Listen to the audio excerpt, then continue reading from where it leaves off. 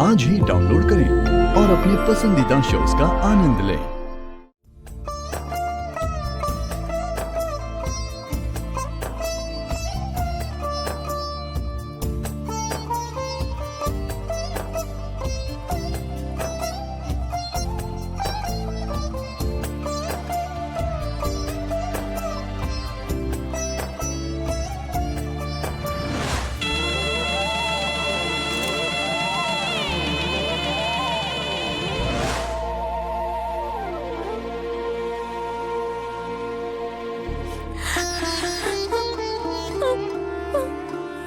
मुझे माफ कर दो मेम साहब, जो हुआ उस सच्चाई को छुपाकर मैंने आपको धोखा दिया। मैंने आपको अपना भगवान माना, पर मैं आपके साथ वफादारी नहीं कर पाई मेम साहब। यही सोचकर मैं हर एक पल मर रही हूँ। सुबह से आपके सामने नाटक कर रही हूँ। अब मुझसे नहीं होगा मेम साहब, अब मुझसे नहीं हो पा रहा है।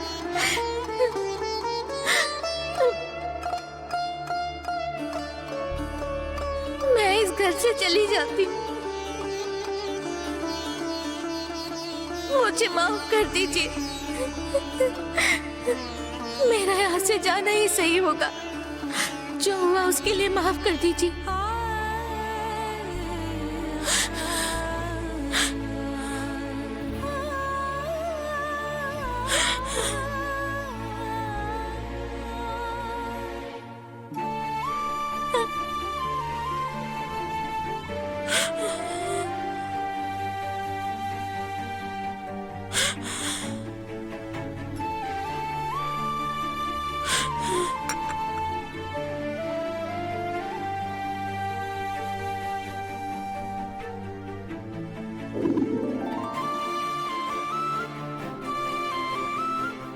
तुम्हारी आंखों को देखकर मेरी मां से बात करने की हिम्मत नहीं हो रही है।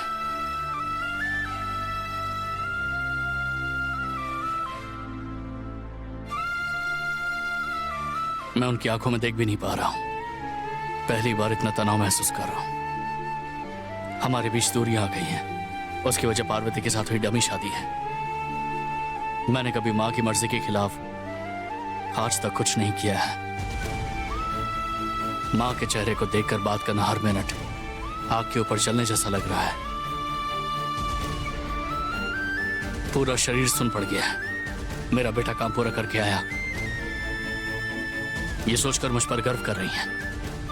लेकिन मैंने उनके चेहरे पर कालिक पोत दी। मैं खुद को कभी माफ नहीं कर पाऊंगा, कभी भी नहीं।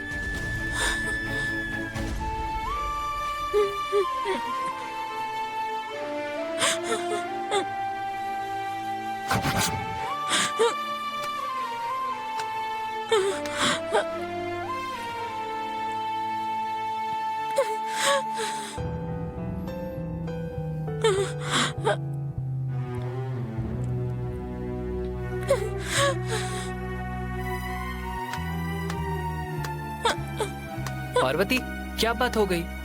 तुम रो क्यों रही हो? मैं तो नजरें भी नहीं मिला पा रही।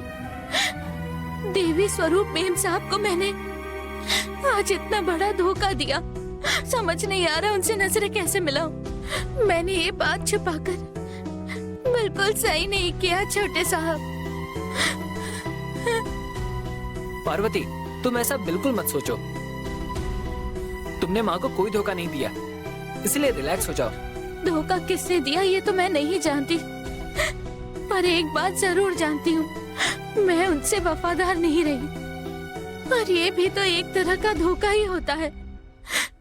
जो हुआ गलत हुआ और मैं कुछ कर भी नहीं पाई। पिताजी की 25 साल की वफादारी की वजह से ही मेम साहब घर की शादी की तरह मेरी शादी करवा रही है। सच पता लगने के बाद वो सोचेंगी कि सुंदरम की बेटी अपने पिता की तरह वफादार नहीं है। ये सोचकर ही मैं घबरा रही हूँ। हालात ही कुछ ऐसे थे। आपने कहा था, इसीलिए खुद को संभाल रही हूँ। पर सच कह रही हूँ, मैं आगे और नाटक नहीं कर पाऊंगी। चाहे जो कुछ भी हो, मेम साहब मुझे कोई भी सजा क्यों न दे, मैं मेम साहब को सच्चाई बताऊंगी। पार्वती, हम सबने डिसाइड किया था ना कि हम माँ को कुछ नहीं बताएंगे। बोलो ना पार्वती, क्यों माँ को बताना चाहती हो? बड़े साहब ही वजह है। ये क्या कह रही हो पार्वती? अंग्रेजों के सामने हमारे बड़े साहब का सर नहीं झुकना चाहिए, इसीलिए मैं दुल्हन का नाटक करने के लिए राजी हुई। लेकिन उसके बाद मेम साहब से सच्चाई छुपाकर हर एक पल में घुट घुट कर जी रही हूँ छोटे साहब। इसीलिए मैंने इस घर से जाने का फैसला लिया है। सोए हुए मेम साहब के पैर छूकर दिल से मैंने माफी मांग ली है। बड़े साहब भी अपनी माँ से सच्चाई छुपाकर बहुत परेशान है।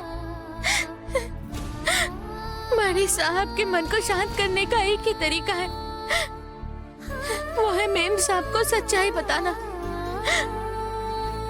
मैं मेम साहब को सच्चाई बताकर इस घर से चली जाती हूँ। मेम साहब को जब सच का पता लगेगा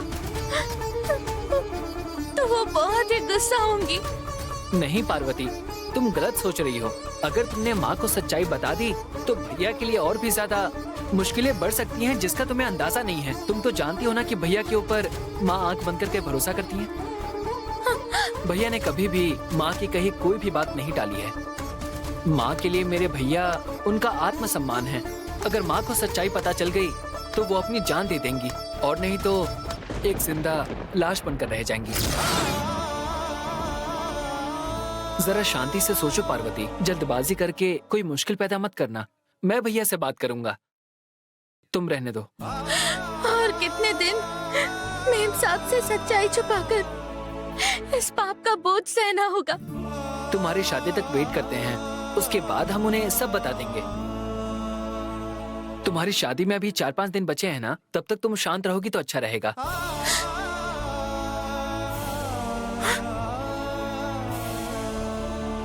रही बात भैया की, तो मैं बात करता हूँ। ठीक है छोटे साहब। थैंक्स पार्वती, मैं अभी जाकर भैया से बात कर लेता हूँ। तुम जा सकती हो।